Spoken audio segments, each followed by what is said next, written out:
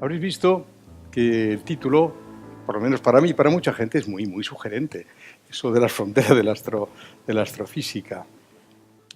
Y vamos a tener la oportunidad, la gran oportunidad, de poder oír a dos personas importantes para la ciencia. Una de ellas nos hablará, porque es lo que hace, de las ondas gravitacionales que están tan palpitantemente de moda, y otra nos va a hablar precisamente de la evolución de las estrellas, parecidas a nuestro Sol, al final, cuando ría en el espacio interestelar de material procesado, el que nacen las estrellas y nosotros mismos, vamos, nacimos en su día. La astronomía, la astrofísica, está viviendo una época verdaderamente expansiva y revolucionaria. Da muchísimo gusto ver que estas técnicas nuevas están haciendo acercamientos bastante coherentes a las grandes preguntas del ser humano. Desde que nos convertimos en sapiens, pues la verdad es que nos inquieta saber lo de siempre, quiénes somos, dónde estamos, a dónde venimos y dónde vamos a ir. No, la ciencia todavía no ha llegado tan lejos, no llegamos a decir eso, pero nos acercamos bastante a preguntas más concretas, con respuestas muy, yo creo que cada vez más seguras, a preguntas como ¿qué hay en el universo? ¿Cómo fue su pasado? ¿Cómo ha ido evolucionando hasta hoy? ¿Cómo será su futuro? ¿Qué papel juega la vida en la evolución del universo al que pertenecemos? Pero para mí, en este momento, lo que me produce, no sé, emociones contrapuestas, emociones porque, bueno, y yo ya soy viejito y no puedo meterme en ello, pero hay tanta gente joven que puede hacerlo que lo hará. Y es, bueno, las novedades cada vez más inquietantes, vamos a tan deprisa. Fíjate, lo de la expansión acelerada, descolocante. Las ondas gravitacionales, tan predichas y que ya por fin hemos conseguido captarlas. Y otra cosa que sí, vamos, es que parece que ahora todos los planetas, casi todos, están llenos de estrellas. Al revés, todas las estrellas llenas de planetas. Pues eso también es verdaderamente inquietante. Bien. Pues estas dos mujeres nos van a hablar de estas cosas y también, si quieren, pues el papel que juegan las mujeres en la ciencia. Siempre es un tema que gusta, si quieren, si no, no. Y vamos a empezar por la profesora, la doctora Silvia Torres Peiper, que es esta señora mexicana que tengo a mi izquierda, amiga de hace muchos años, amiga de las islas, amigo del Instituto de Astrofísica. La última vez que estuviste aquí fue en La Palma, precisamente en la primavera esta pasada, para renovar la declaración de La Palma, o la declaración Starlight, una declaración universal que pretende pues, proteger los cielos para el disfrute no solo de los científicos, sino de todo el mundo, y que está abriendo puertas interesantes, económicas también, en sitios muy apartados, donde tiene unos cielos estupendos, y gracias al turismo astronómico, pues tienen otra fuente de ingresos. Y para nosotros, los científicos, el gusto de que la gente mira al cielo y sepa un poquito de qué va, no nos miremos los zapatos siempre. Bien, bueno, pues Silvia es astrofísica investigadora del Instituto de Astronomía de la UNAM, de la Universidad Autónoma de México. Sus temas de estudio han sido fundamentalmente las abundancias químicas en las nebulosas gaseosas finales, las estrellas cuando explotan cuando llegan a su edad viejita, el tipo solar, ya las veremos, nos enseñará, producen esas maravillosas nebulosas planetarias tan bonitas y que tienen la gracia, entre otras cosas, de que son una fábrica de química avanzada, se llevan procesos que después terminan regando el medio interestelar de moléculas que son ya prebióticas. Bueno, pues todo eso nos lo contará. Ha recibido muchos premios. Aquí voy a decir pocos, porque podía decir muchos más, para mujeres científicas. Y este es un premio, aunque tiene este nombre así de cosmético, de L'Oréal, de UNESCO, es un premio muy prestigioso. Conozco a algunas pocas científicas que lo han logrado. Y es doctor honoris causa de varias universidades, una hasta la de Tel Aviv. y ahora es la presidenta de la Unión Astronómica Internacional. La Unión Astronómica Internacional es la asociación de los astrónomos profesionales de todo el mundo, miles de astrónomos profesionales. Hace falta ser doctor y presentado de forma muy coherente, si no, no te dejan entrar. Y lo más conocida de las actividades, tiene muchas, pero la conocida es que pone nombres, la que da los nombres de verdad. No esas cosas que venden por ahí y engañan a la gente, que si la estrella no sé cuánto, no sé qué. Hasta aquí al Ayuntamiento de Santa Cruz les engañaron hace unos años. Y bueno, no es la Unión Astronómica quien da nombres. Y quita que si... Bueno, no digo más cosas, porque no quiero hablar. Bueno, bueno, pues yo creo que yo ya me callo, que es lo que tengo que hacer. Y, por favor, Silvia, empieza cuando quieras. Para empezar, quiero saludarlos. Buenas tardes. Ya oyeron lo que soy yo. Me gustaría saber de ustedes. Quiero saber de aquí cuántos son estudiantes y cuántos no son. Alcen la mano los que son estudiantes. Uy. Ah, magnífico, me encanta. Fíjate eso tú, me parece espléndido. Y los que no son estudiantes también me parece espléndido. Pero sí, es que platican o nos reportan quiénes somos los que damos la charla y no sabemos quiénes son ustedes. Y a mí me gusta saber con quién estoy, frente a quiénes me encuentro. A mí les voy a charlar muy poquito rato sobre mi tema, el tema favorito que yo tengo, ya se mencionó, que es, me dedico a la composición química de los gases entre las estrellas. ¿Y cuál es la importancia de determinar esas propiedades? Ahora, trataré de mostrar un poco.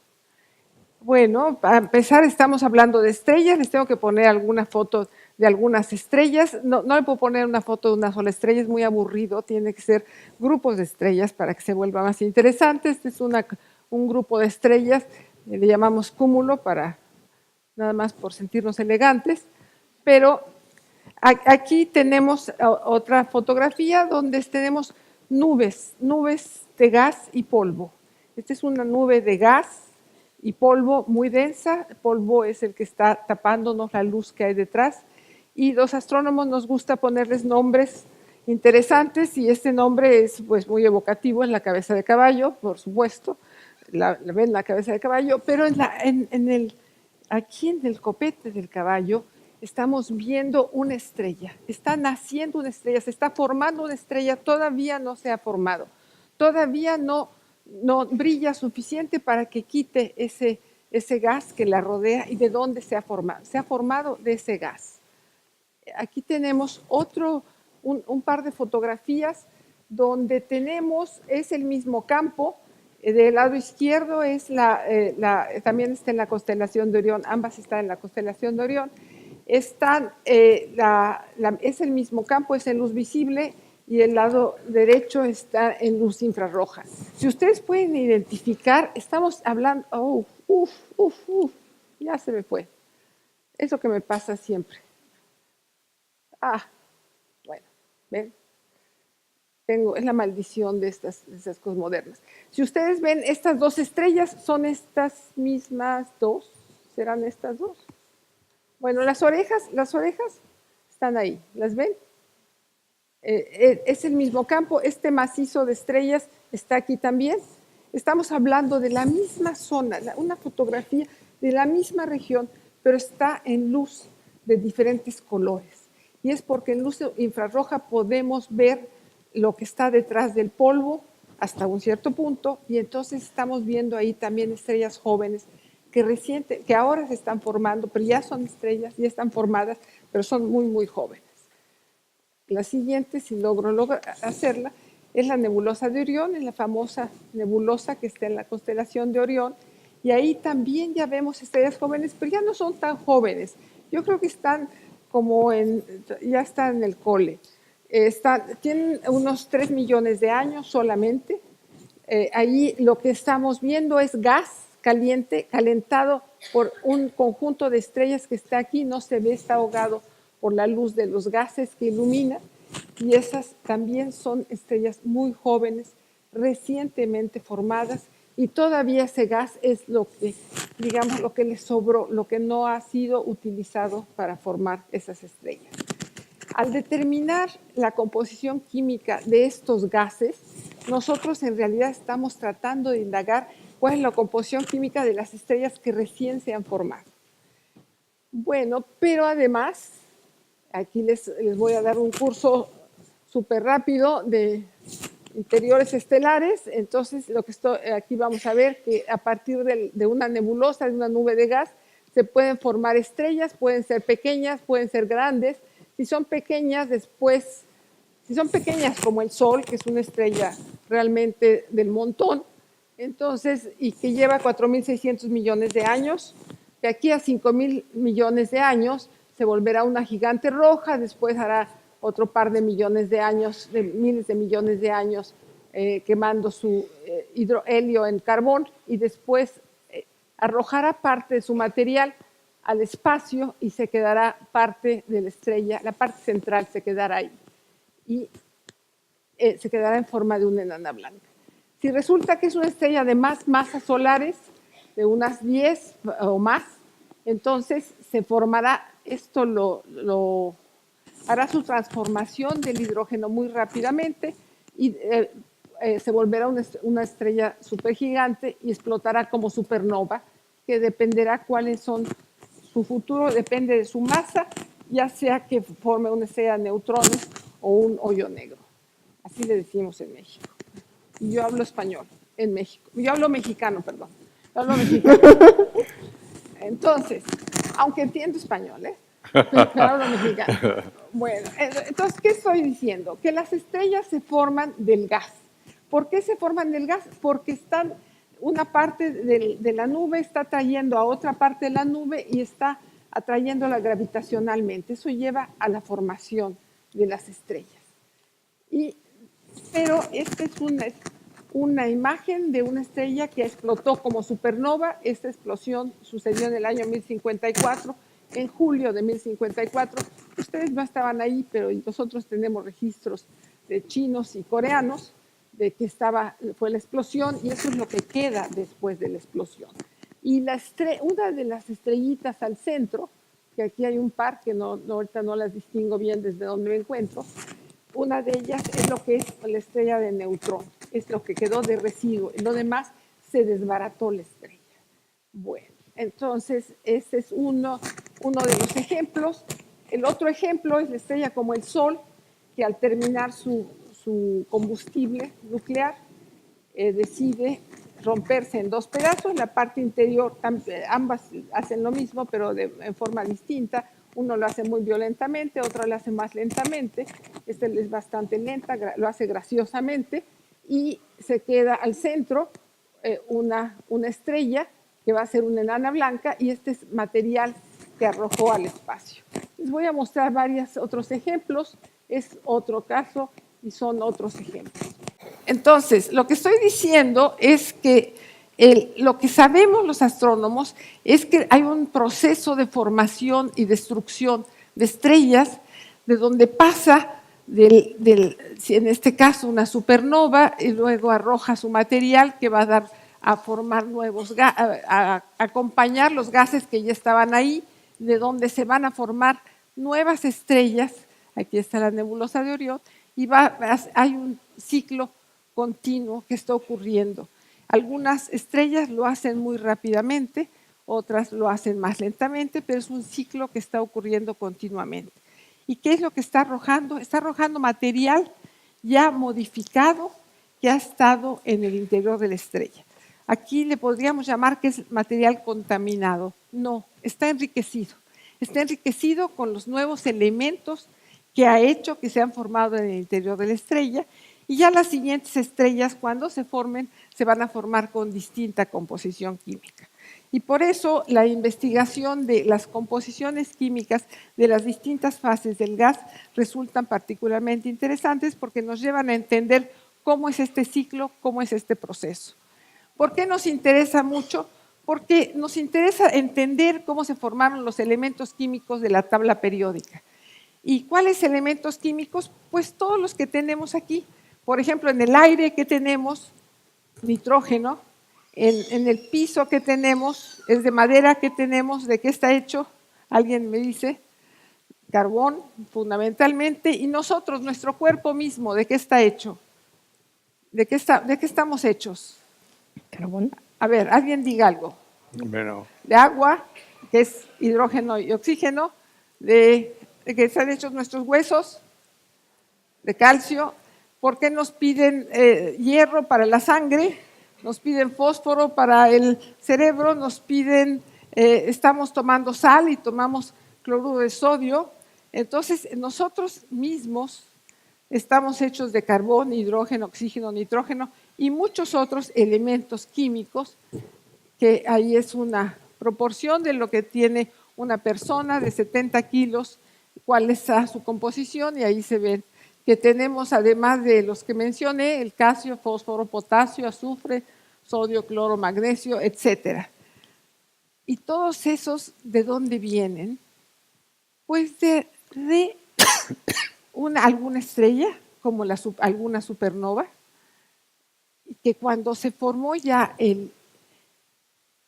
cuando se forma el sistema solar, ya se forma de las cenizas de alguna otra estrella o de muchas otras estrellas.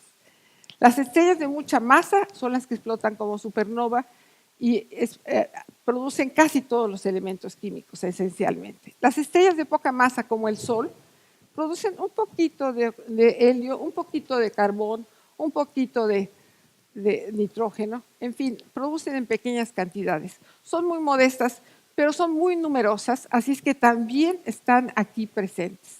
Están presentes, está en nuestro árbol genealógico, tenemos supernovas, tenemos nebulosas planetarias, somos parte de lo mismo.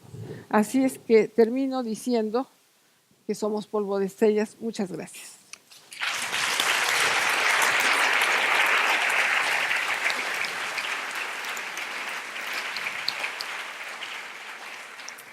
pues somos polvo de estrellas. Tengo que deciros que yo me dediqué a la astrofísica cuando descubrí, me enseñaron, aparecí por el Instituto de Astrofísica de París y me dijeron que éramos polvo de estrellas y me demostraron que era verdad, que no era una bonita frase poética. Bueno, Silvia, cuéntanos alguna cosa reciente, porque en esta química de las estrellas que llega hasta nosotros, ¿qué hay últimamente? Así, algún descubrimiento interesante de las nebulosas planetarias, no esas tan bonitas cosas, sino en la química esa. ¿Cómo se puede pasar de estar siendo un polvo de estrellas a convertirnos en estos bichos raros que somos, no tan raros, hay bichos preciosos? Pues, ¿cómo? Cuéntanos alguna cosa de esas. Bueno, a ver, el estudio de las nebulosas planetarias, de las supernovas, etcétera, ya lleva varios años y ya sabemos muchos detalles de ellas. Entonces, sabemos cómo están siendo la composición química de las estrellas que recién se están formando. Sabemos que en la galaxia no son todas las estrellas, no todas son iguales, que hay una distribución distinta de composición química, que los gases tampoco son idénticos en toda la galaxia, porque según qué tantas estrellas ha habido, cómo ha sido el consumo de este gas, si ha sido muy eficiente o poco eficiente. Entonces, en realidad, lo que estamos indagando son cada vez más y más detalles, porque encontramos ciertas inconsistencias y claro, los astrónomos estamos siempre discutiendo entre nosotros de la mejor manera, una manera muy amigable, o a veces no tanto, pero sí queremos el detalle, queremos saber con mucha precisión, con mucho detalle. ¿Y qué sabemos? Bueno, ¿qué podemos decir? Que cada vez hay más telescopios, más grandes. Aquí tenemos, aquí en Canarias está el telescopio el Gran Canaria, el Gran Tecán, perdón. Están construyendo telescopios aún más grandes, que cada vez hay más astrónomos trabajando los problemas distintos, que cada vez hay más computadoras, más fuertes, más potentes y se pueden trabajar más datos. Entonces estamos realmente indagando cada vez más, estamos sacándole los secretos a cada uno de estos individuos y esto es difícil de proyectar el interés que nos da, pero la verdad a mí me da muchísima alegría, mucho entusiasmo cada uno de esos pequeños detalles que sí nos ayudan a conocer mejor lo que estamos haciendo. La verdad es que, bueno, eso de la ciencia no tiene fin, pero puesto que este ciclo está siempre orientado a la astronomía y la vida, da un pasito más y cuenta tú cómo ves personalmente que se puede pasar desde una explosión, no de supernova, pero lo que quieras, del polvo interplanetario a planetas como la Tierra. Y sobre todo la vida. Aquí, como interesa mucho la biología, sobre todo la vida, ¿cómo crees tú, puedes ya hacer atrevimiento personal, ¿cómo crees tú que podemos pasar del polvo interestelar a bichos? Está complicado, pero yo quiero aquí mejor retomar otro tema. Perfecto. Mira, uno de los grandes resultados de fecha reciente, que ustedes ya saben porque salen en los periódicos, es que se están encontrando planetas alrededor de otras estrellas. De hecho, alrededor de casi todas las estrellas se están encontrando planetas.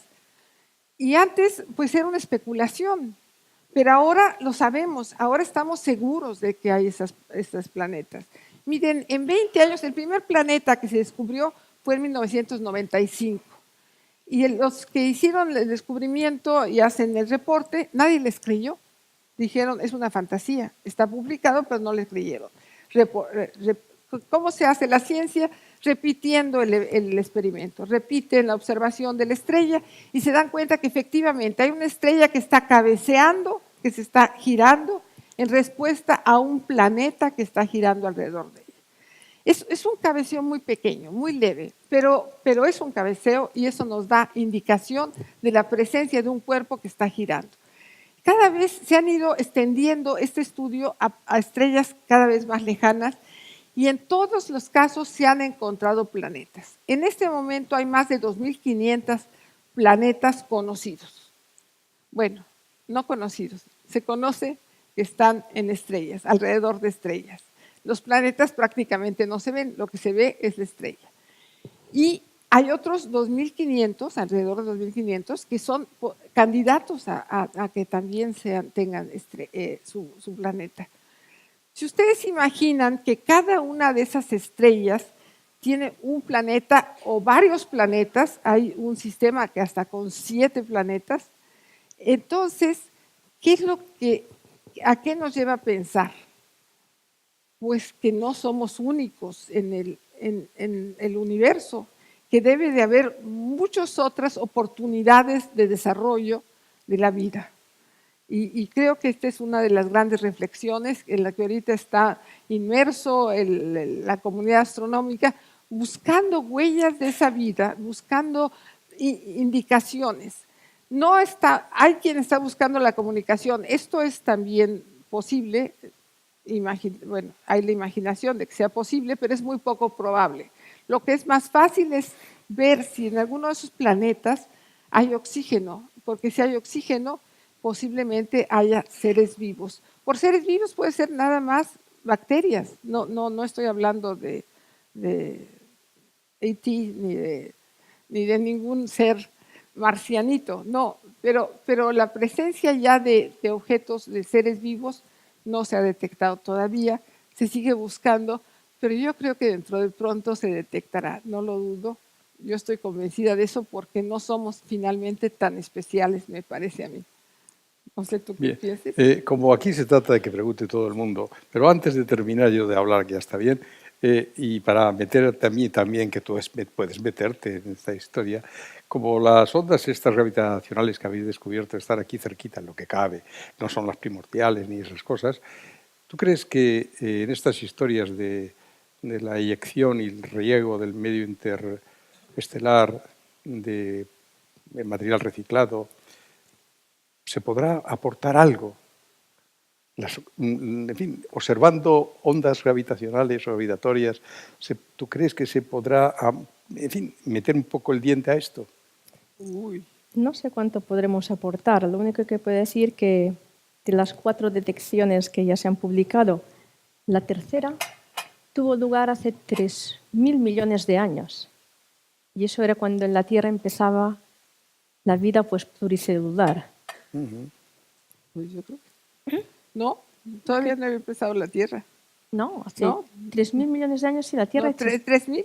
Ah, 3.000. 3.000. Okay, y entonces, es decir, estamos recibiendo... Esa fue la señal más lejana de las 4 que se han hecho públicas, que se han detectado. entonces estamos recibiendo pues, información de cosas que ocurrieron cuando nosotros aún no existíamos, pero que empezaba ya la vida en la Tierra. Eso creo que es fascinante. Lo es, lo es. Y esas señales son las que ahora estamos analizando. ¿No? Y ahora es el resultado más emocionante para la astronomía la detección de las ondas gravitacionales. Llevan más de 50 años trabajando, buscando eso. A ver, tú platica. No, pero no saltemos de tema, luego nos contará ella. Ahora, pues Alicia, para la que no lo sepáis, es una mujer, espera que no me quiero dejar de decirte nada, ningún piropo. Es una de origen física teórica, aunque después se ha metido en harina digo de los cacharros, en cacharrería como mucha gente termina, y su campo de trabajo es precisamente las ondas gravitacionales. Es una experta en ello y además la que lidera el grupo español que está metido en eso tal palpitante que son los descubrimientos que nos contará ella y que le han dado el premio Nobel a los cabecillas. A los cabecillas, no a ti, a los cabecillas. Pero fíjate, yo cuando venía aquí me acordaba que en algunos ejércitos, en el español, sí, perdonar que hable de ejército, no pasa nada, pido toda la vida ejércitos, pues en España había la Cruz Laureada de San Fernando, que era la máxima condecoración del valor, y había la Cruz Laureada colectiva, que se lo daban pues a la tropa, aunque fueran... Yo creo que en estos proyectos en que participa tanta gente y que llevan los jefes los galardones, debería haber un reconocimiento global, aunque fuera colectivo. Es decir, podía haber un premio Nobel colectivo, aunque dieran muy poco dinero o ningún dinero, pero que aquella gente que ha cooperado para que nosotros hagan el Nobel, pues chico, también tuvieran. Bueno, esto no tiene que ver, es un paréntesis. Y lo que nos importa es que tú nos cuentas cosas. Naturalmente, tienes premios, eso que eres jovenzuela, pues tiene muchísimos artículos, como casi 200 artículos científicos, y ha sido galardonada recientemente con el Ramón Llull del Gobierno de las Islas Baleares y el Jaume, se dice, segundo, o Jaime. Jaume II. Bueno, pues ese, del Consejo de Mallorca, entre otros premios por las ondas gravitacionales. Y yo creo que todos estamos muy, muy ansiosos, puesto que está tan reciente y tan palpitante, que nos cuentes cosas del LIGO y de las ondas gravitacionales y cómo van las cosas, cómo llegasteis, cómo están ahora, si se puede uno fiar realmente que habéis visto ondas gravitacionales, eso es un invento de esos que cuenta la gente. ¿Y qué supone? Es que yo creo que estas cosas la gente quiere saberlas de tu boca. Pues ánimo. Bueno, pues nada. Primero de todo, pues gracias por la introducción, gracias a la Fundación Caja Canarias por esta invitación y por darme esta oportunidad pues, de estar hoy aquí presentes pues, con todos ustedes para hablarles de pues, las ondas gravitacionales. Pues, ¿qué les voy a contar? Pues que hay dos tipos de ondas que nos traen información sobre el universo. Las ondas electromagnéticas, la luz, y las ondas gravitacionales. Estamos acostumbrados a la luz. La luz no son más que oscilaciones de los campos eléctricos o magnéticos que se propagan a través del espacio-tiempo. En cambio, las ondas gravitacionales son oscilaciones del propio espacio-tiempo. Oscilaciones que fueron detectadas por primera vez el 14 de septiembre del 2015, es decir, hace un poco más de 2 años. Una señal que duró 0,2 segundos y que fue detectada por 2 detectores, 2 observatorios de ondas gravitacionales por interferometría láser, LIGO, por sus siglas en inglés, 2 detectores gemelos, hermanos, en Estados Unidos. Y esta fue la señal y el ruidito famoso de la rueda de prensa en el que el director del experimento dijo la famosa frase del "Yes, we did it". Por fin hemos detectado estas elusivas ondas gravitacionales. Evidentemente, el artículo se publicó en una prestigiosa revista, fue portada y desde ese momento, pues las ondas gravitacionales y la astronomía siempre ha estado de moda, Ahora las ondas gravitacionales también están de moda. No ha sido ese el único descubrimiento, ha habido más. Ha habido hasta 4 detecciones. Ese fue nuestro pastel de nuestro primer aniversario, el segundo fue Cava, y hemos tenido pues más descubrimientos. Y todo ello sucedía pues justo un siglo después de los enunciados del físico alemán Albert Einstein sobre esa teoría extraña de la relatividad general, una teoría compleja, matemática, que entre muchas otras cosas pues predice la existencia de agujeros negros y existencia de ondas gravitacionales. Yo creo que curiosamente Einstein no creía que los agujeros negros existiesen en la naturaleza y también pensaba que estas ondas gravitacionales jamás serían detectadas. Bueno, ha pasado un siglo y, como todos saben, las ondas gravitacionales han sido detectadas. Y han sido detectadas tanto por los 2 detectores LIGO en Estados Unidos como también recientemente por el detector europeo Virgo. Y han habido 4 detecciones, la última anunciada la semana pasada y una candidata por ahí. Y todas ellas correspondían a fusiones de agujeros negros. Es decir, sabemos que existen agujeros negros en la naturaleza, sabemos que existen agujeros negros supermasivos en el centro de casi todas las galaxias, tenemos evidencias de agujeros negros estelares de masas, varias veces la masa de nuestro Sol, gracias a las observaciones de rayos X, binarias de rayos X, y desde los últimos 2 años, gracias a las ondas gravitacionales, también sabemos que existen agujeros negros de masas estelares superiores a 20 masas la de nuestro Sol. Hemos medido estas ondas gravitacionales, hemos observado por primera vez fusiones de agujeros negros. Sabemos que entonces estas fusiones ocurren y ocurren dentro de la edad del universo y a partir de estas podemos extraer mucha más información. Albert Einstein se interesó por la posibilidad de que su teoría admitiese este tipo de ondas al año siguiente de su formulación. Ya en 1916 ya publicó su primer artículo sobre estas ondas gravitacionales. Evidentemente hay un siglo durante los primeros 50 años de mucha polémica sobre ella.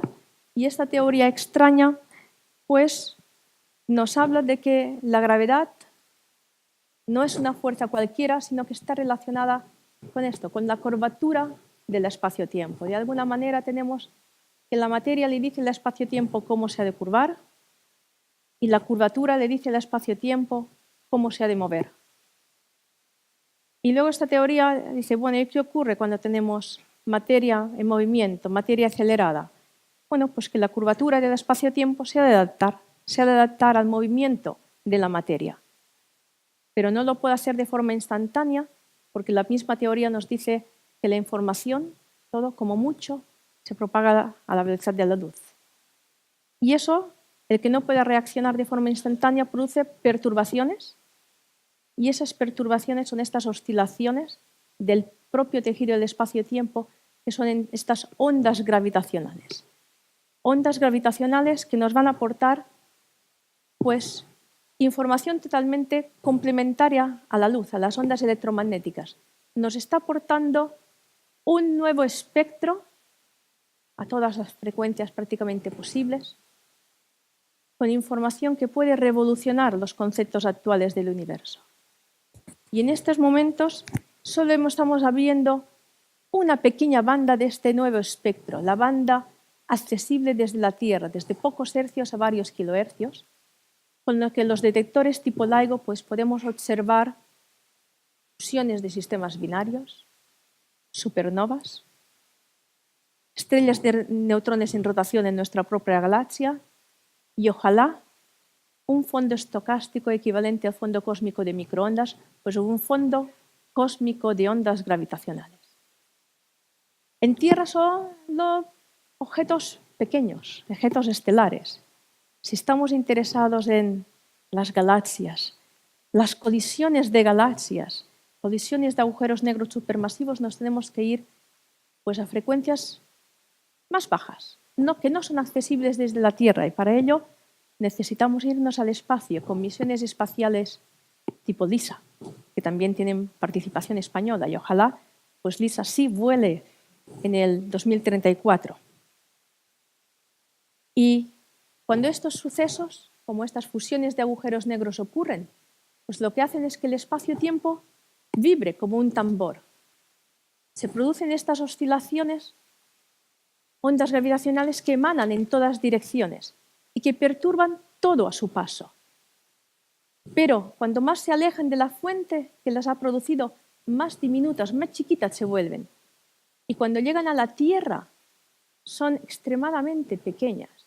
En detectores tipo LIGO, las perturbaciones son como mucho de 10 a la menos 18 metros. La milésima parte de un protón.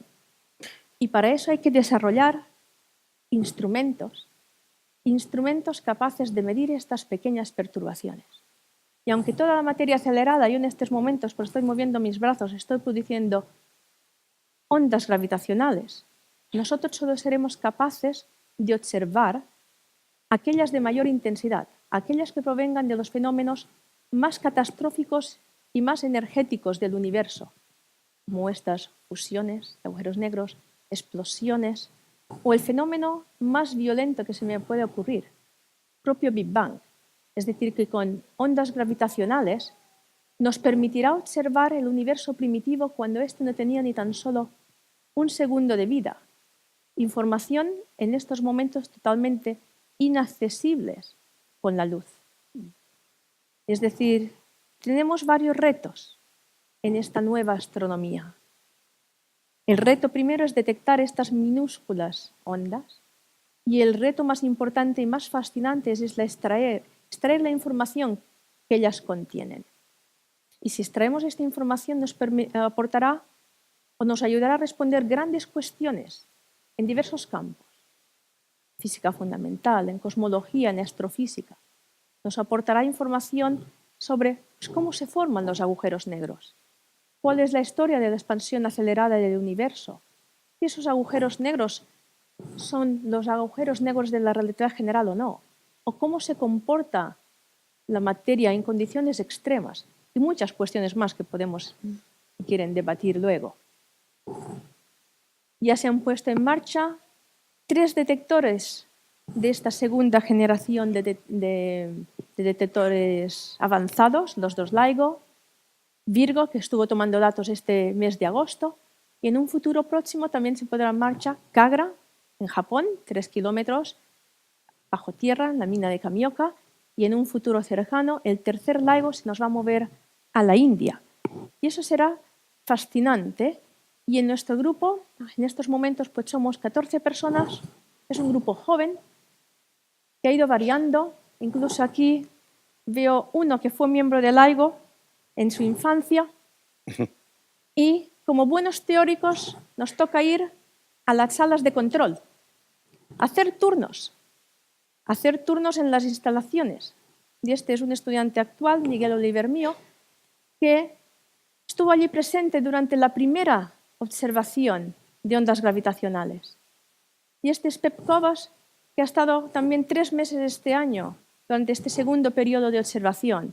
También ha vivido una experiencia interesante. Y este somos nosotros esta semana, hace como 2 días, yo sin peinar, como de costumbre, con la alegría en los jóvenes de ver el reconocimiento, una vez más, del trabajo colectivo de mucha gente. Nos alegramos mucho por estos galardonados, y junto con otros premios, Princesa Sofía, Gruden, eso ha sido una inyección, ánimos, adrenalina a estos jóvenes. ¿Y qué hacemos nosotros? Pues nosotros nos estudiamos, en nuestro grupo nos dedicamos al estudio de estas ondas gravitacionales procedente de la fusión de estos agujeros negros y también de estrellas de neutrones en rotación. También nos dedicamos a todo el modelaje computacional necesario para poder construir modelos de estos perfiles de onda totalmente necesarios para poder extraer la información. Y también analizamos datos en busca de estrellas de neutrones en nuestra propia galaxia. Y esta es una simulación numérica, pues podéis bajarla de YouTube, etcétera, etcétera, de la primera detección, y este era el frente de ondas que se pasó pues 1.300 millones de años viajando hasta que llegó a la Tierra ese día. Y así como la ciencia es importante, bueno, también nombrar que no trabajamos solos. No es unos observatorios que están allá sueltos, sino que mucho más interesante es la astronomía de multimensajeros en la que estamos muy involucrados, estamos conectados con muchos otros observatorios ópticos, rayos X, rayos gamma, neutrinos, porque lo realmente fascinante sería observar un mismo fenómeno de diferentes maneras, porque cada uno va a aportar información diferente y complementaria. Y si al principio con solo 2 detectores la información que pasábamos era un poco penosa, este mes de agosto al menos, cuando ya hubo el tercer detector, la localización del cielo fue 10 veces mejor, cosa que permite hacer estudios. También estos otros telescopios nos pasan información a nosotros para que podamos hacer búsquedas más profundas. Y como quería decir, no solo los científicos son importantes, la gente, el público también lo es, y nosotros a eso le damos importancia, y también estos eventos como el día de hoy, porque nos gusta llegar al público, e incluso a los más jóvenes. Y a nosotros una actividad que nos gusta mucho es hacerles partícipes, hacerles jugar y que diseñen juegos, que diseñen estos interferómetros a ver qué pueden descubrir. Y aquí me paro mi presentación.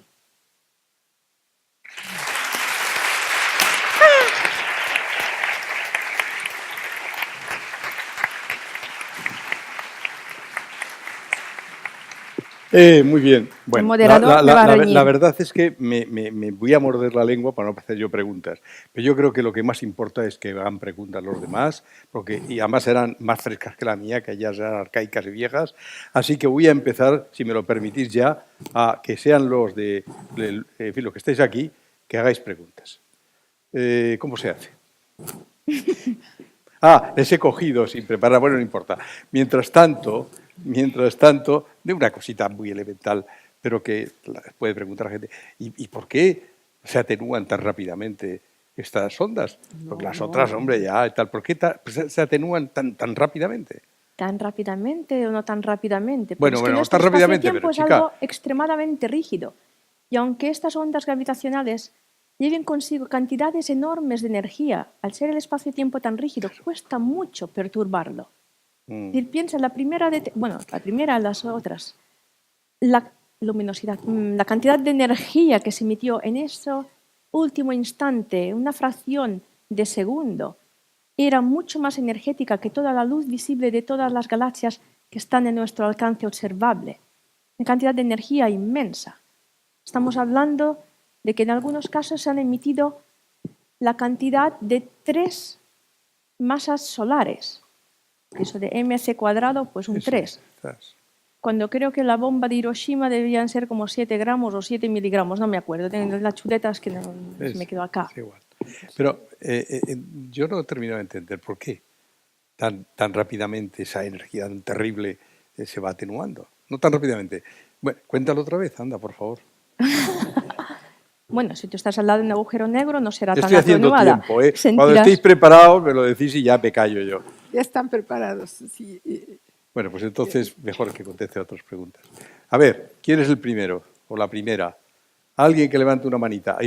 Para preguntar a las dos, ¿eh? Pues yo tengo una pregunta para ella. Pues me parece muy bien. Porque yo creo que sí que es posible que haya vida en otros lugares, porque nosotros no somos tan especiales, no estamos en el centro del universo. Pero yo creo que haya vida en el mismo lugar y al mismo tiempo. De todas Coincidir maneras, en el espacio y en el tiempo, eso lo veo complicado. No, eso es dificilísimo e incluso solamente el comunicarnos es muy complicado, dado las distancias en las que se encuentran las distintas estrellas. Mandamos una señal a la estrella más próxima, tarda 4 años y medio. Si estuviera habitada y alguien nos contestara hola, tardaría otros 4 años y medio en recibir la respuesta. Y esa sería la más próxima, y no sería el caso. Así es que es muy difícil pensar que nos vamos a poder comunicar, que vamos a poder entender lo que está pasando, pero yo sí creo que debe de haber vida y que se va a poder detectar, pero de ahí a comunicar, una cosa es detectarla y otra cosa es comunicarnos. Yo me imagino tal vez otras formas de vida no basadas en carbono, hidrógeno, no podría ser posible. Puede ser posible basados en otro de los elementos, sin embargo, el carbono es el más generoso, porque ese tiene 4 valencias, no sé si todavía se llaman valencias. En mi época sí. Bueno, entonces tiene la posibilidad de armar cadenas grandes, poder hacer moléculas cada vez más grandes. El hidrógeno es muy egoísta, nada más tiene una valencia. Entonces no puede hacer cadenas grandes, puede pegarse, puede adherirse a otros sistemas, pero no, aunque es el elemento más abundante, no es el que va a hacer las cadenas grandes. Entonces, el más favorable es el carbono. Por lo tanto, no es casualidad, me parece a mí, que estemos hechos fundamentalmente de carbono y que todas las moléculas que llamamos orgánicas sean basadas en el carbono. Yo quería comentar otro aspecto de todo lo que tú has mencionado y que no dijiste. Creo que el desarrollo para llegar a la observación, a la detección de las ondas gravitacionales ha sido extraordinario y que es el esfuerzo de cuántos investigadores y además, ahora nos contestas… Y de ingenieros. Investigadores, astrónomos, físicos, ingenieros, computólogos, en fin, toda la variedad que quieras poner ahí. Y que entonces dos aspectos que quiero señalar. Uno es que ya son equipos muy sofisticados que requieren a muchas personas que trabajen, muchas personas inteligentes que estén trabajando seriamente en eso. Y otra cosa más, que a su vez el desarrollo científico, al contestar estas preguntas que realmente dice uno, pues, ¿cuál es la importancia de que se hayan detectado las ondas gravitacionales? Esto es un motor del desarrollo de tecnología. Entonces, todas estas personas que están buscando detección de ondas gravitacionales, resulta que están pidiendo más y más detalle y todo esto lleva a desarrollar tecnología de mayor calidad. Pero ¿cuántas personas participaron? Antes de contestar a esta pregunta, yo quería hacer más historia e irme 400 años atrás y a ver si no me equivoco mucho. Galileo cogió su telescopio, apuntó al cielo, apuntó a Júpiter y descubrió pues, sus 4 lunas más grandes. Lo hizo solo. Evidentemente se basaba en tecnología de otros. Ahora los grandes descubrimientos no son solos. LIGO en la actualidad debemos ser casi 1.300. Virgo, 280. 1.300 investigadores que han trabajado ¿cuánto tiempo? Yo soy, no sé, de las medianas. Yo llevo 20 años. Es decir, en 1997 empezaba a formar parte de la colaboración científica LIGO cuando ésta se estaba creando. Y como me dice que soy jovencita, pues me lo creeré. Sí, claro. Comparado conmigo no hay duda. En cambio, ¿qué tenemos? Ray Wise empezó a trabajar en ello, yo supongo que en el 57 o en los principios de los 60. Joseph Weber empezó a trabajar en el 57 mismo, a raíz de un famoso congreso que tuvo lugar. Y el poder llegar a estos niveles de sofisticación, precisión, pues sí, ha requerido varias décadas de investigación de centenares de científicos, ingenieros, a nivel internacional, coordinados y con el apoyo de diversas agencias de financiación. Ha habido muchos desarrollos tecnológicos. Estamos hablando de algo que Einstein calculó y dijo, esto es imposible de que se vaya a medir. Y se ha conseguido. Pero se ha conseguido, pues bueno, podría haber interferometría láser, hay aislamiento sísmico, hay desarrollos de materiales, suspensiones, etc. Y evidentemente toda la tecnología que se ha tenido que desarrollar para llegar hacer estas mediciones por debajo de la milésima del tamaño de un protón, y en un par de años se llegará por debajo de la 10 milésima del tamaño de un protón, pues será algo que todo se puede transferir a otros campos de la sociedad para que ésta mejore. Está claro. Voy a hacer preguntas, solo una pequeña postilla. ¿Qué pena da pensar todavía que haya políticos que no lo vean y no se dan cuenta que solo las sociedades que son capaces de ver eso así se van a instalar en el futuro? Pero ya me callo. Preguntas. Ahora Venga, sí, ahora la sí. primera. ¿Quién? Perdona, al siguiente. Gracias. Vamos. Vale. Gracias. Era una pregunta sobre el tipo de detectores que utilizan. Dijiste interferometría láser, por ejemplo, y el tamaño de estos detectores es enorme, 3 kilómetros hablabas. Por ejemplo, un proyecto que tenía... LIGO son 4 kilómetros de longitud, vale. Virgo son 3, CAGRA también serán 3, por eso son los primeros. La pregunta era, así como en el rango óptico, en el rango electromagnético, a veces necesitamos, cuanto más grande mejor, acumular mucho, ¿no? Grandes colectores de luz para obtener más precisión. En este caso, este campo también prevé que necesitemos cada vez más grandes colectores para este tipo de ondas, ¿o no va por ahí el desarrollo, por ejemplo, fuera de la Tierra? Hablo del espacio, ¿no? Comentaste un proyecto en el espacio. Ahora hemos empezado a operar con los detectores de segunda generación. Primero hubo una primera generación que estuvo operando en la década de los años 2000, sin éxito desde un punto de vista de detecciones, pero que fue fundamental para poder desarrollar todo el instrumental de esta segunda generación. Pero desde hace ya 10 años estamos trabajando en Europa para detectores de tercera generación, Einstein Telescope.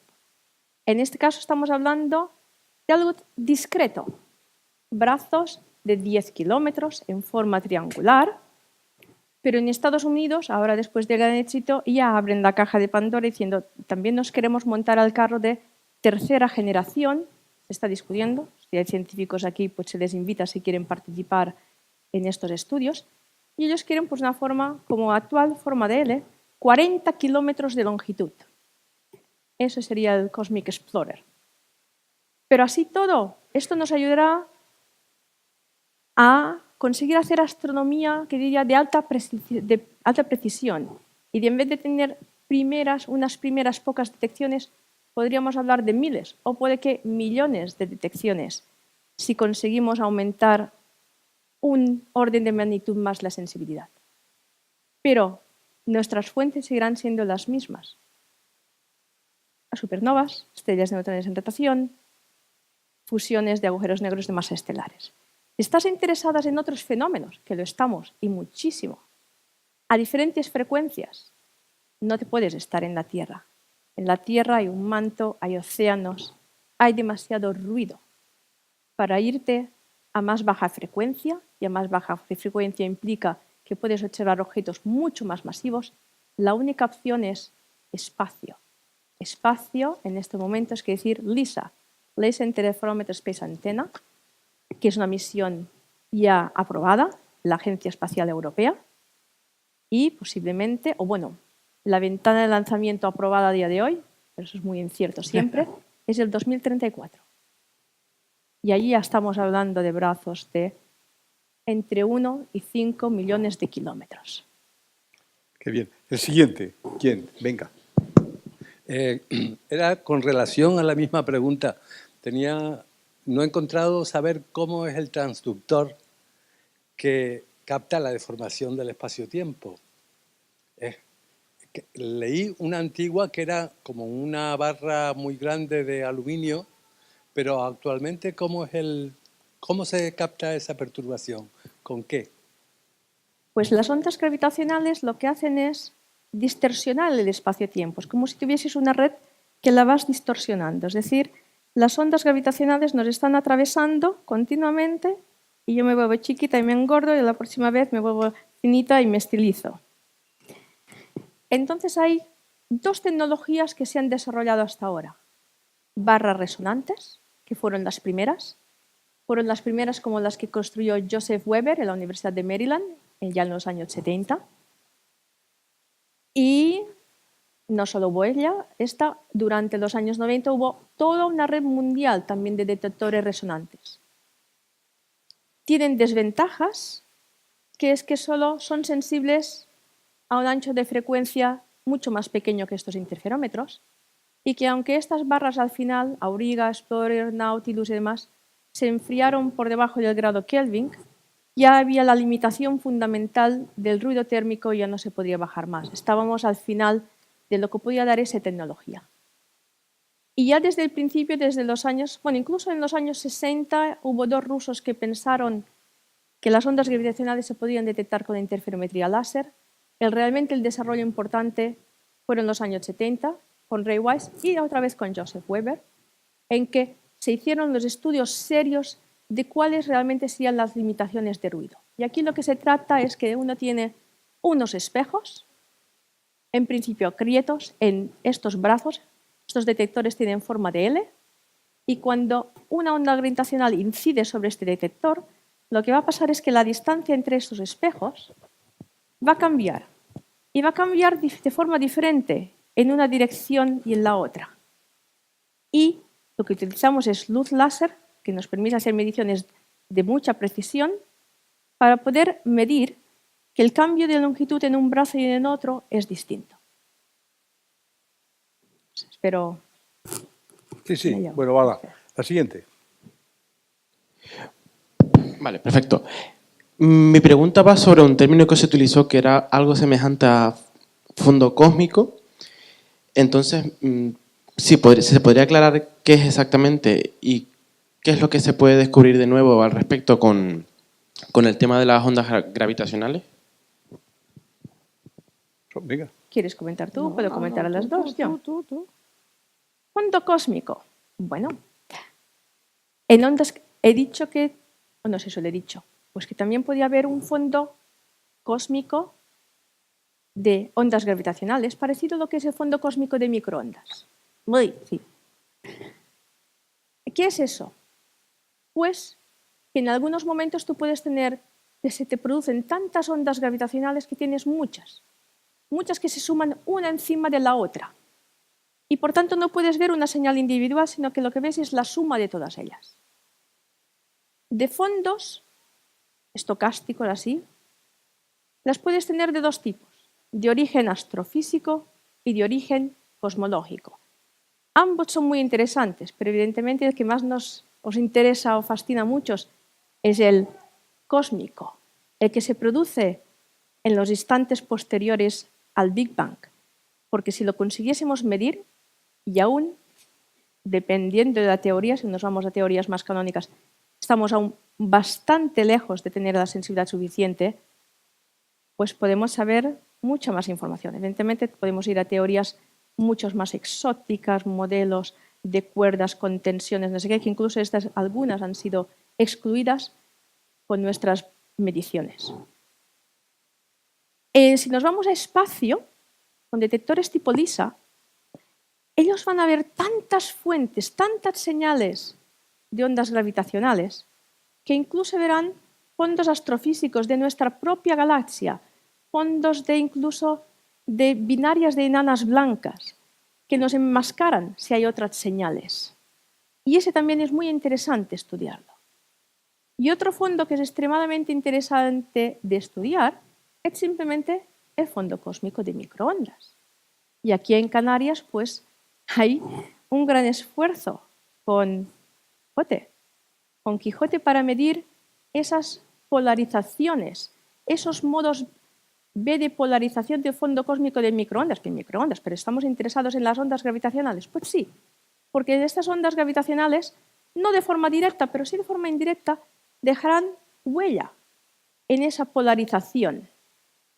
Y eso también nos podrá dar información preciosa. Sin duda. Otra pregunta. Venga, quien tenga el micrófono. Venga. Buenas noches. En primer lugar, agradecerles a ambas el haber compartido esta noche parte de vuestros conocimientos. Y era simplemente si, gracias a las ondas gravitacionales, todo lo que se está trabajando con ellas, cabría la posibilidad de, el día de mañana, establecer comunicación con esto que habéis hablado hoy, de estos seres que no sabemos si existen, pero tampoco descartamos su inexistencia.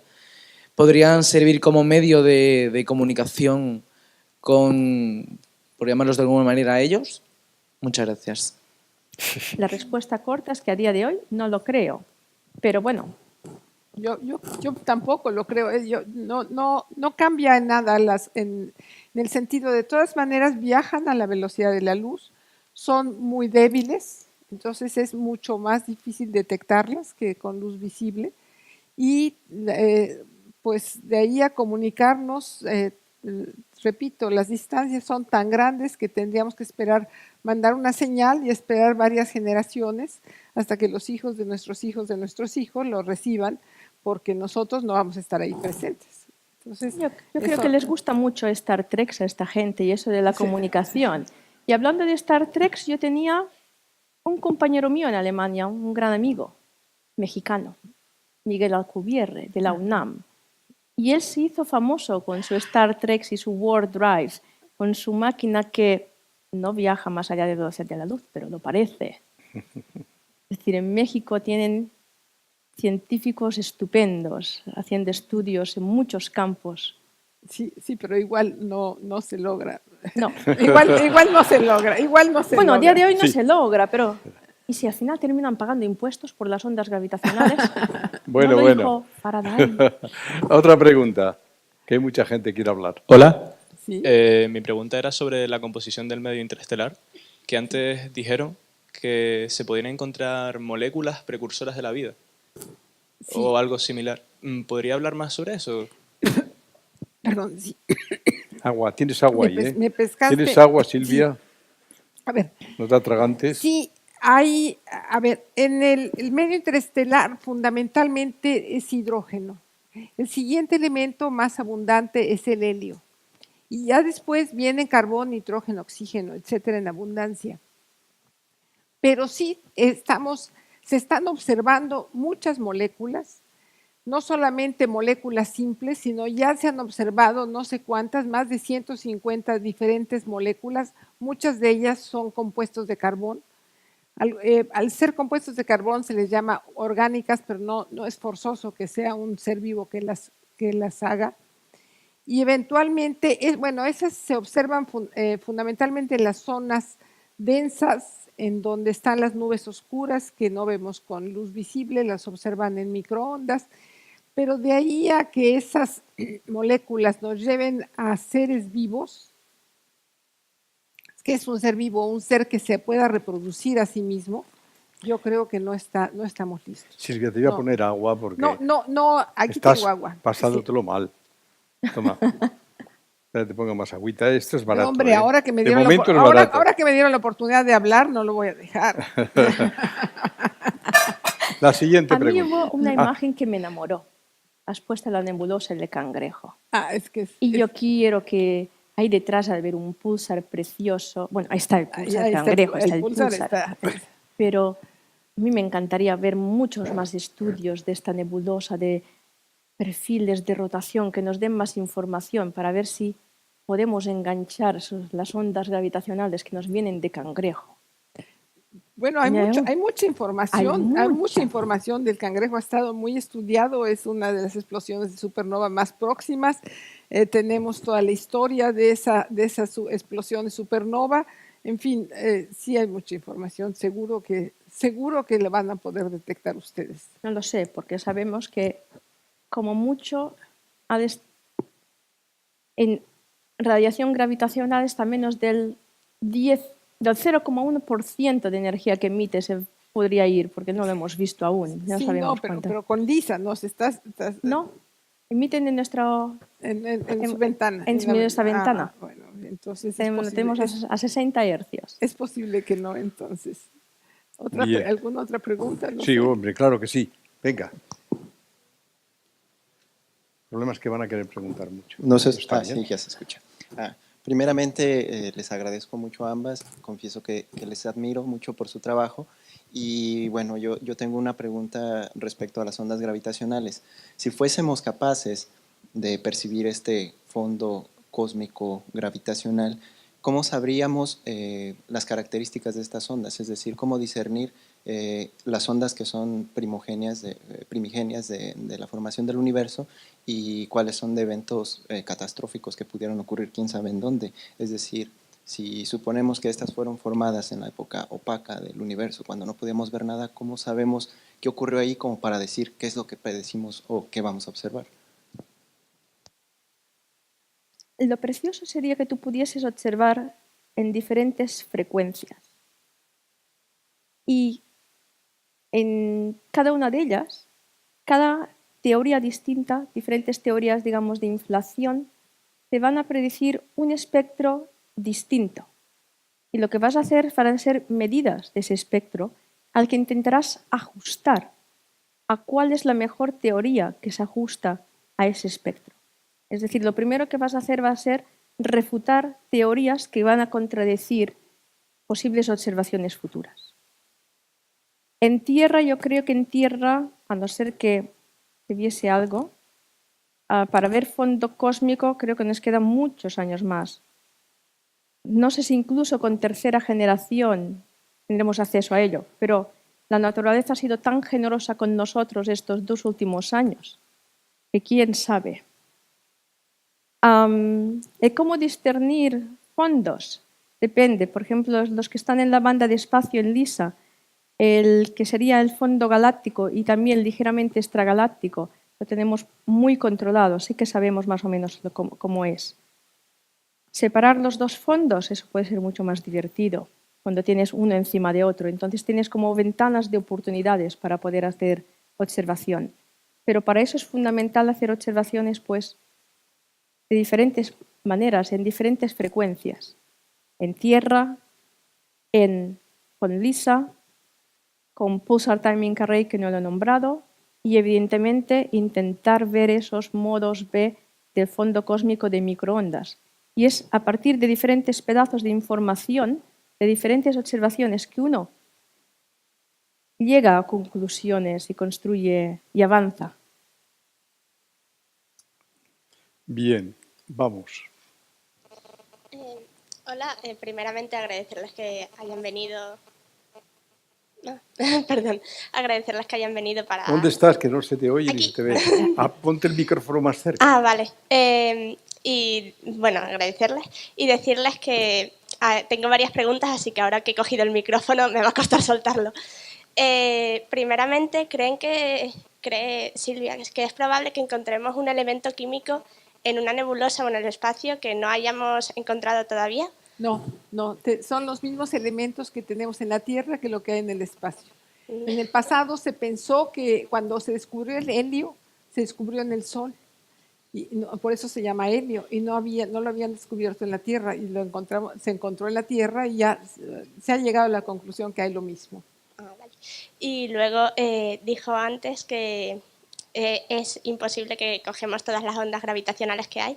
Más o menos, ¿hasta qué punto podríamos encontrarlo refinando la tecnología que ahora tenemos? No entendí. ¿Qué tanto podemos refinar la tecnología? No, las ondas gravitacionales, ¿cuánto se podría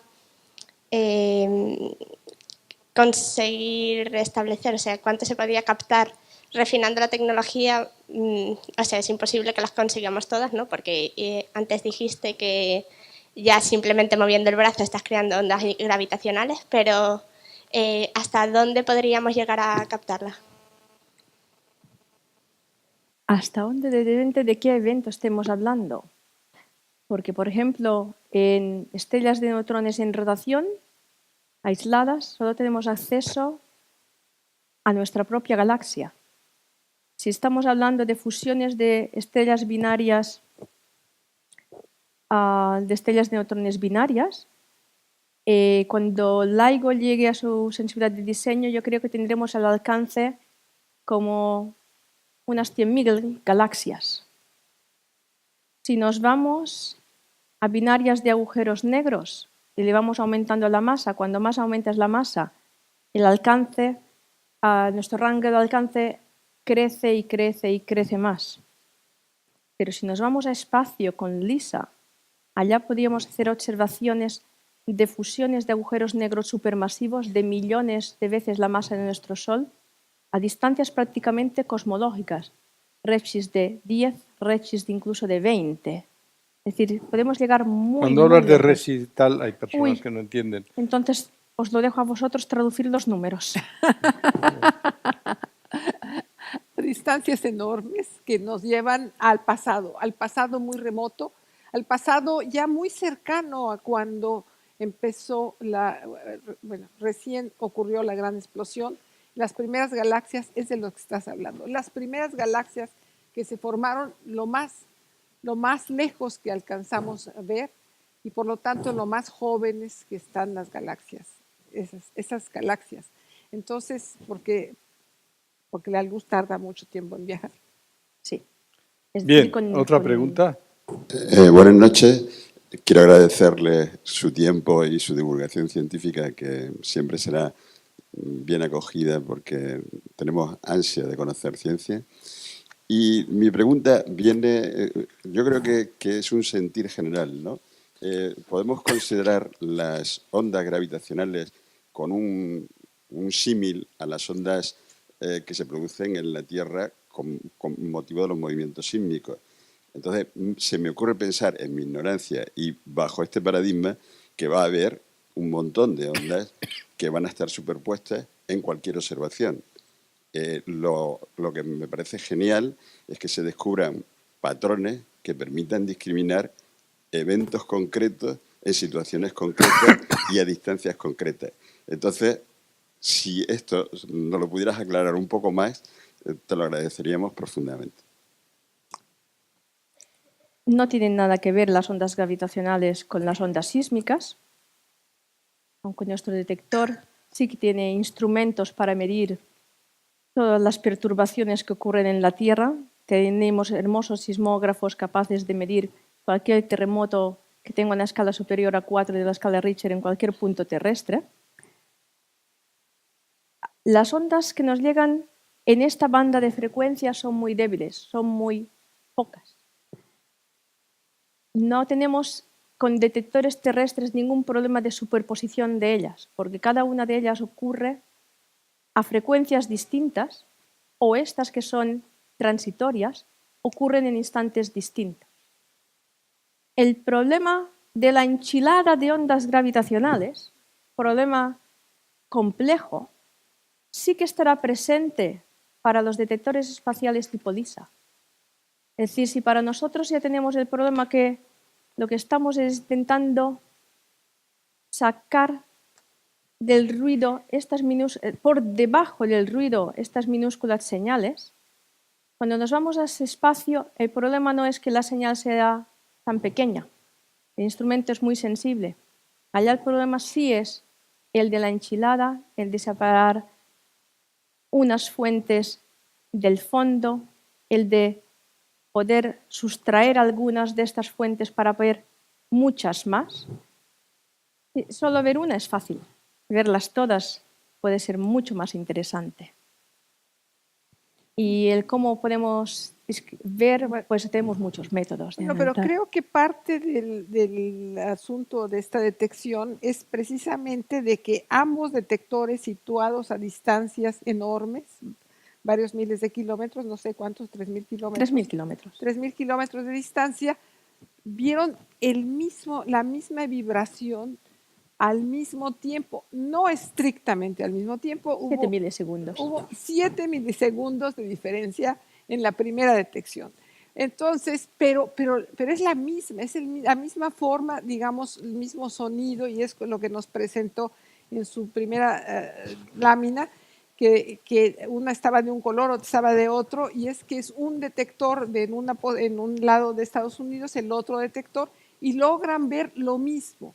Entonces, discriminaron que si había sismos, si había otra cosa, si pasó un camión cargado de muchas cosas a 30 kilómetros, que sí lo percibe, pero uno nada más pasa el camión de un lado, en el otro lugar por supuesto no va a ocurrir eso al mismo tiempo. Entonces esa simultaneidad y esa identidad de las ondas es lo que lleva a anunciar hay un evento. Ahora al tener 3 detectores, pues evidentemente es una prueba mucho más sólida, nos da mucho más tranquilidad a todos. ¿No? También hay muchos tipos de señales. Estas es porque son de muy corta duración, entonces el tener varios instrumentos y el hacer coincidencia es fundamental, si no uno no se lo creería. Claro. Hay otras señales que son continuas. Claro. Y entonces en ese caso, como la señal está ahí siempre presente, cuando la consigamos ver, porque aún no las hemos visto, incluso allá te basta un solo detector y seguirás confirmando y reafirmando simplemente con más tiempo de observación. La siguiente. A ver. Hola. Sí. Bien. Buenas noches. Buenas Venga, noches. Hola, aquí, Sí, sí. Houston. Vale. En primer lugar, es un honor estar presente delante de esta señora. Y no sé cómo definirlo. Increíble, vamos a dejarlo así. Solamente tengo una curiosidad. Llevamos todo el rato hablando de señales, hablamos de la interrelación de todas las materias, de las ciencias, que siempre tienen costumbre de separarlas, química, física, tecnología, ingeniería y demás. Pero resulta que, como bien sabemos, la ingeniería va en crecimiento exponencial y tengo una duda. ¿Ustedes creen que el resto de las materias, junto con las tecnológicas, iremos en la misma frecuencia para poder obtener esos resultados a corto plazo? Yo sigo esperando y ansiando que el crecimiento exponencial será notable, irá mucho más avanzado y a lo mejor en poco tiempo conseguiremos nuestro objetivo y no desistamos. Es lo único que le puedo plantear. ¿Será verdad? No distingo muy bien su pregunta. No, yo entiendo que lo que quiere decir es que parece ser que la ingeniería otras cosas muy rápidas y otras no tanto. Y la pregunta es si todo... Ah, no, pues venga, ¿no? Concreta.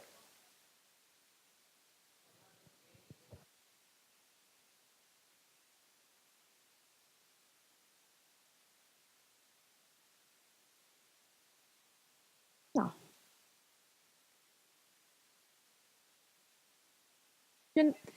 Yo creo que te voy a contradecir. Pero es un poco al revés lo que yo estoy diciendo.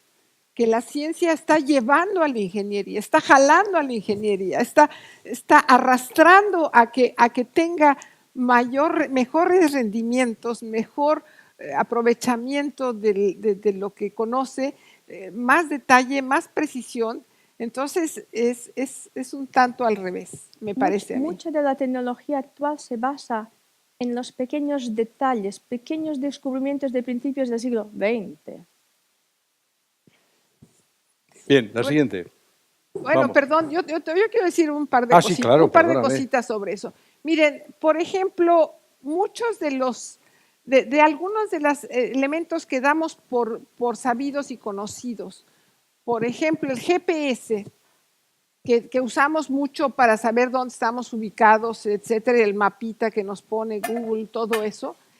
El GPS es algo que planteó, sale de la teoría de relatividad de Einstein y no tenía ninguna aplicación y ahora dependemos de eso porque son los satélites que están ahí, que nos están ayudando a conocer eso.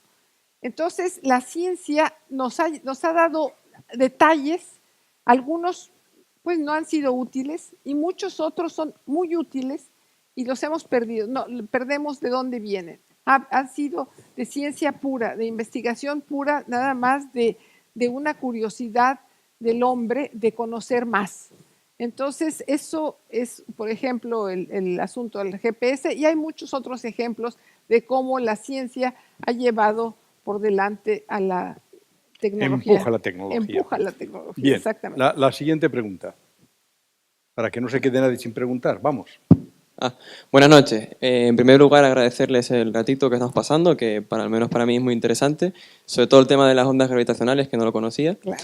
Y mi pregunta va sobre uno de los fenómenos que más me ha llamado la atención siempre, que son los agujeros negros. A lo mejor es una pregunta típica o no, no lo sé, pero ¿qué pasa con la materia que se introduce en ellos? ¿A dónde va? ¿A dónde va? Pues, bueno, se va a formar parte del agujero negro, pero la verdad es que no sabemos qué le pasa, no sabemos en qué fase se encontrará, no sabemos gran detalle del interior del agujero negro. No solamente eso, sino que no vamos a poder tener información de él. Entonces... ¿Crees que con las ondas gravitatorias podrás tener información del interior de un hoyo de los negro? agujeros negros? ¿Del interior? ¿Del interior? Me temo que no, porque del interior no. Yo puedo traerte información de lo que ocurre justo en el exterior, en el borde. Ahora, evidentemente, si nos vamos a radiación de Hawking y demás, que empiece nuestro agujero negro a evaporarse y tal, pero yo creo que la información, cuando se nos vaya evaporando, estará muy encriptada, que no sé cómo la vamos a desencriptar. Bien, la siguiente, por favor. Hola, buenas noches. Me ha llamado la atención y me gustaría saber por qué razón Einstein no creía que sus predicciones pudieran ser reales. Si es lo que he entendido. Igual no. Tienes una teoría matemática y esa teoría tiene unas ecuaciones muy complejas. Einstein lo planteó y él no estaba ni tan solo convencido de que esas ecuaciones jamás alguien fuese capaz de resolverlas. Y la gran sorpresa y admiración que él mismo tuvo es que a las pocas semanas de que él había presentado esa teoría, un astrónomo, un soldado, Schwarzschild, resolvía por primera vez a las pocas semanas sus ecuaciones. Y esa correspondía a la solución de un agujero negro, el exterior de un agujero negro. Entonces eso es una solución matemática, tienes una teoría muy matemática y tienes soluciones matemáticas. Una cosa es la solución matemática de algo, la otra es que eso realmente exista en la naturaleza. Eso fue por un lado. Ahora nadie discute la existencia de agujeros negros. La otra fue la historia muy larga de las ondas gravitacionales. La teoría de la relatividad general es una teoría muy compleja en la que definir cosas no es fácil. El concepto de energía no es fácil. El concepto de onda puede que sea más fácil. Pero el que si las ondas que predecía Einstein con su versión simplificada de las ecuaciones, si realmente eso era físico, o si alguno ha estudiado, si hay algún físico aquí que haya estudiado relatividad, si estos eran artefactos de coordenadas o tal, fue una discusión que duró décadas. Incluso Eddington, si se burlaba de Einstein, y bueno, de Einstein no, de la teoría, diciendo estas ondas se propagarán a la velocidad del pensamiento, creo que espetó en una ocasión.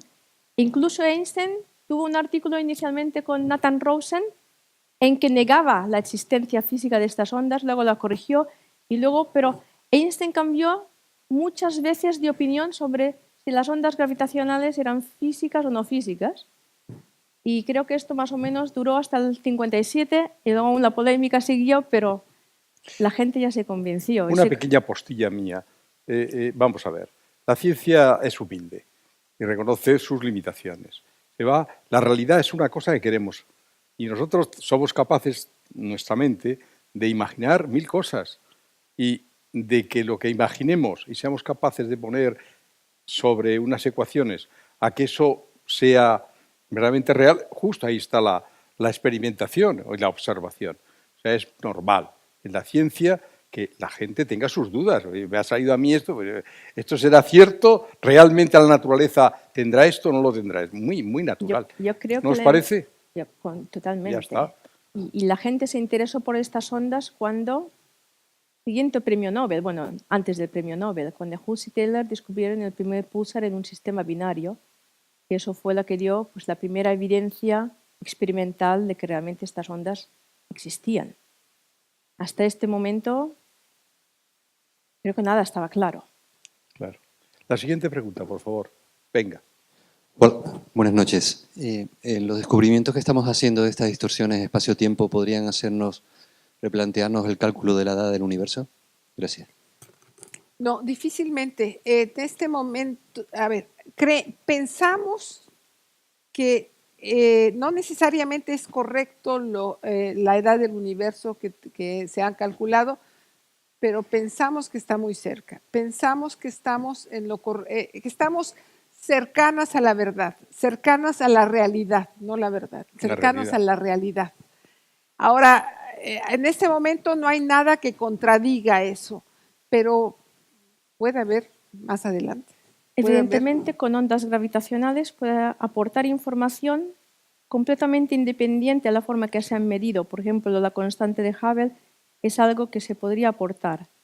Se podría aportar en el mismo momento en que hubiese una observación que se viese tanto con onda gravitacional como de alguna otra manera. Y entonces eso también nos daría una especie de medida de la expansión del universo que podría, esperemos, seguir confirmando los datos actuales. Estoy de acuerdo, sí, claro que sí.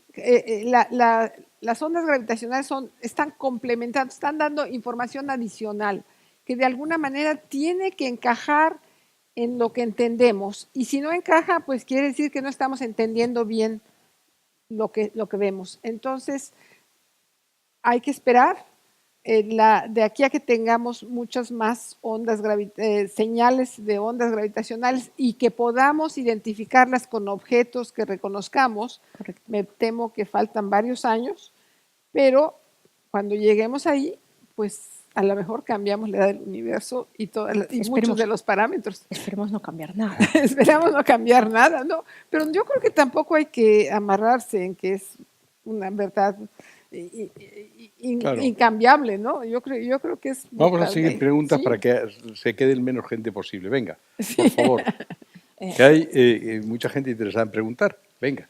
¿Cuál es el origen del espacio-tiempo y cómo ayudan estas investigaciones a responder esta pregunta? Gracias. Repítelo porque no ha terminado de oírsete bien, por favor. ¿Cuál es el origen del espacio-tiempo y cómo ayudan estas investigaciones a responder esta pregunta? Gracias. Vamos. La respuesta es que no lo sé. No lo sé porque claramente cuando nos vamos al origen del Big Bang, la teoría de la realidad general ha de dejar de ser válida. No será válida. Necesito otra teoría que me ayude. Necesitaré alguna teoría cuántica de la gravitación.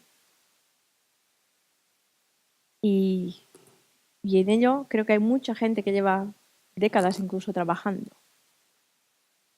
Pero fíjate, daos cuenta lo importante que es ser consciente de lo poco que sabemos.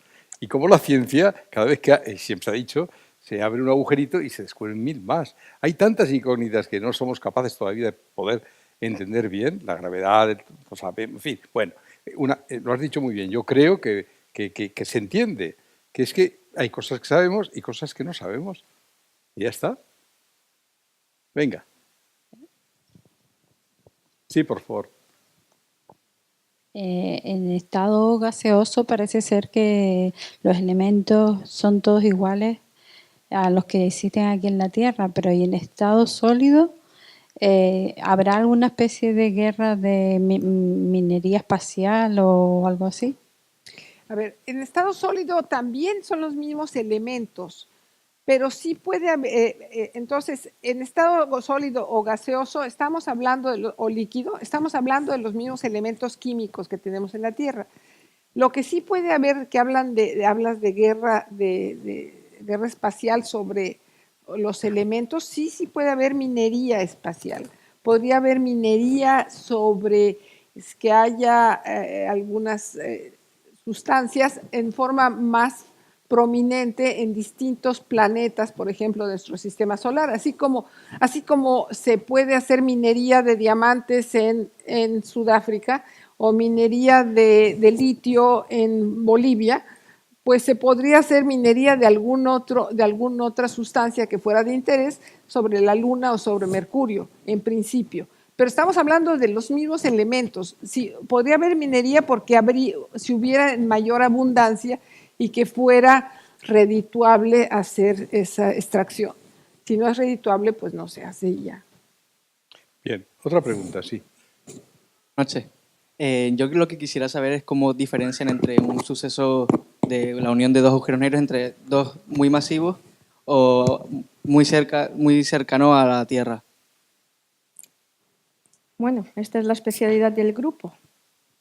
La especialidad de nuestro grupo es en generar estos modelos de canciones finales Y la forma de hacer el filtrado óptimo se basa en lo que se llama filtrado adaptado.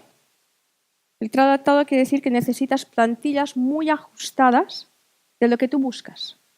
Es como estar, quieres, en un restaurante, en una discoteca, que en que suene una canción, tu amigo te pregunta qué canción es y te vas con tu aparatito electrónico a intentar, a ver, que me contesta el aparatito.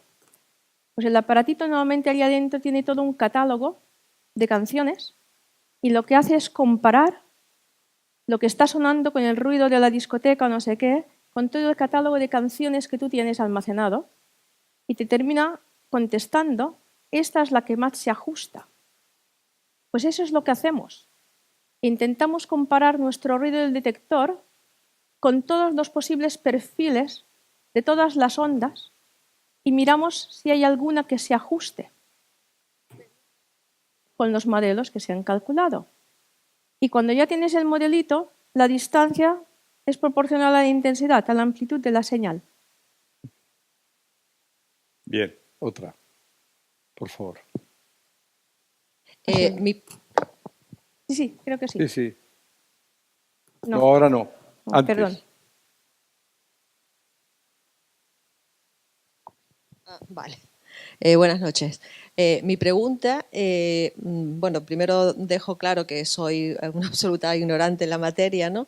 Si no entendí mal, se han detectado en 4 ocasiones las ondas gravitacionales con estos detectores LIGO, ¿no? Yo me pregunto por qué una vez que se detecta una señal, yo me imagino pues una secuencia continua como una onda que viaja en el espacio y llega hasta esos detectores. Y en un momento determinado, pues digamos que se cuadra el instrumento y capta la señal. Si en ese momento ese aparato, digamos que en el momento en el que capta esa señal, ¿por qué es tan corta la duración de esa señal? Si esa onda, digamos, que sigue viajando a través del espacio-tiempo y ha llegado a ese aparato detector, ¿por qué se detecta en tan corto periodo de tiempo y tan escasamente, ¿no? Depende de las señales. Hay señales que van a ser de corta duración y otros de larga duración. Entonces, el perfil de las señales, en el caso de binarias, es un perfil que va cambiando con el tiempo la frecuencia y su amplitud. Los 2 agujeros negros o las 2 estrellas de neutrones se han pasado millones y millones de años orbitando uno alrededor del otro y ya están emitiendo ondas gravitacionales de forma continua. ¿Por qué no vemos esto? Pues simplemente porque cuando están lejos una de las otras, están emitiendo a frecuencias demasiado bajas para ser sensibles para mi detector.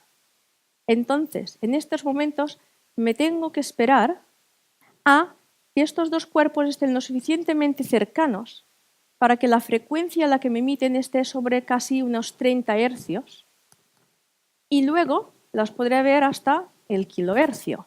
Pero es que de 30 hercios al kilohercio a lo que sea, dependiendo de la masa, me dura esto, 0,1 segundo, 0,2 segundos. Si reduzco la masa de 2 cuerpos me podrá durar hasta 10 minutos, pero no más.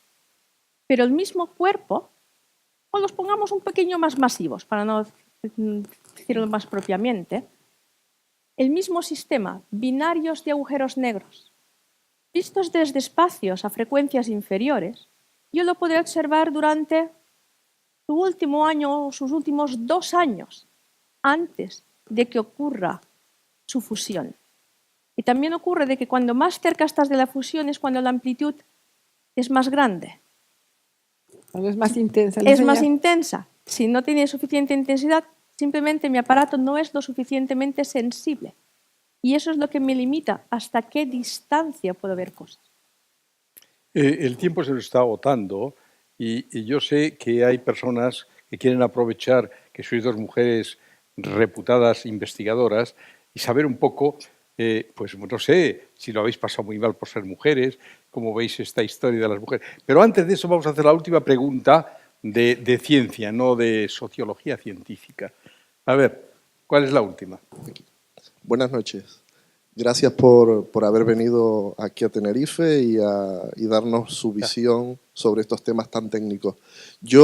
Mi pregunta no va tanto en el tema de las ondas gravitacionales o de la química del espacio interestelar, que son cosas muy técnicas y ahí me pierdo. Pero yo siempre, aprovechando que tengo dos o tres que trabajan en este tema, en la astronomía o astrofísica, hay dos cuestiones que son más bien de tipo filosófico que a mí siempre me han llamado la atención.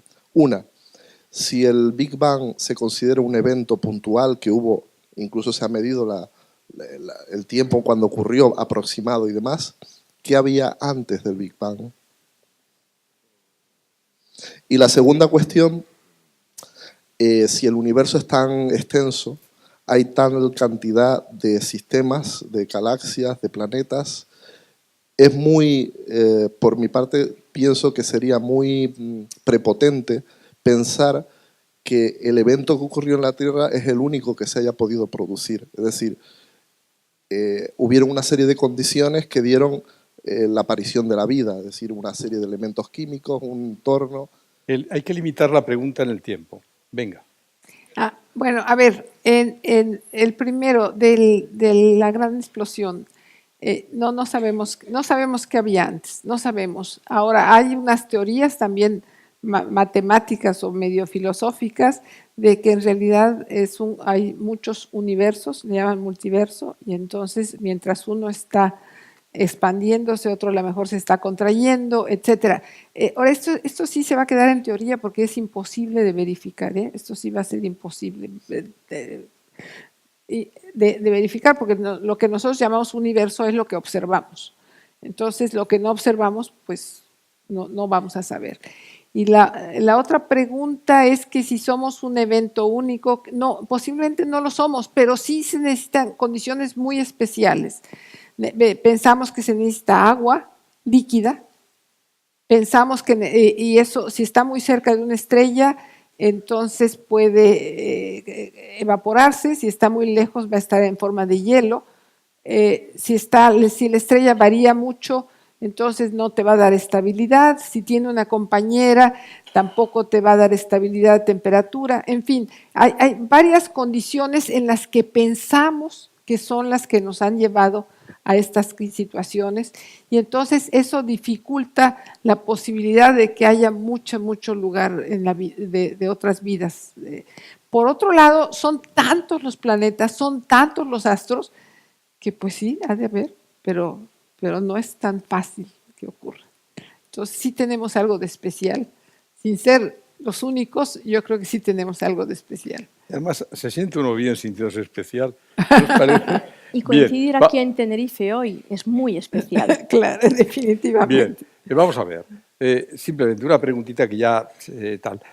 ¿A vosotras, por ser mujeres, creéis que os ha costado especialmente más abrirse camino en la ciencia, que no es fácil? ¿O entendéis que pues, lo mismo va, sea mujer o hombre? ¿Creéis que habéis tenido más dificultades y que las mujeres tienen más dificultades por ser mujeres? A ver, yo voy a contestar porque yo siempre soy, me tomo la palabra. Mira, en realidad yo creo, a mí no me ha sido muy difícil, pero sí he tenido dificultades adicionales. Bueno, los hombres y las mujeres científicos tenemos muchas dificultades, las mismas dificultades, pero creo que las mujeres tenemos más dificultades. Y algunas las logran vencer, otras no. Yo he tenido mucha suerte. Pero mucho de las dificultades es lo que la familia te enseña, lo que tus colegas te enseñan, lo que los colegas y tus compañeros y tu familia está esperando de ti. Entonces, si está esperando que tengas una conducta de un cierto estilo, pues tú no trata de complacerlos, no te das cuenta, pero lo estás tratando porque te lo han enseñado. Entonces, yo creo y estoy convencida de que las máximas obstáculos que he tenido en mi carrera me los he puesto yo misma porque así me enseñaron, porque así me enseñó mi familia, porque así me enseñó el grupo donde vivo y que tengo que pensar qué es lo que quiero y entonces decidir si realmente ¿Soy yo la que me estoy poniendo la dificultad o es el mundo exterior? De vez en cuando he tenido algunas dificultades ahí pequeñas del mundo exterior, pero las más grandes las he puesto yo misma. Bien, gracias. ¿Tú qué opinas de eso? Yo creo que es fundamental romper estereotipos. La misma Efectivamente. dirección que ella apunta.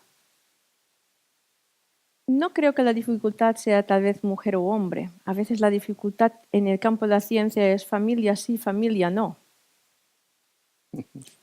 Y que en tiempos de crisis está mal para todos. Claro.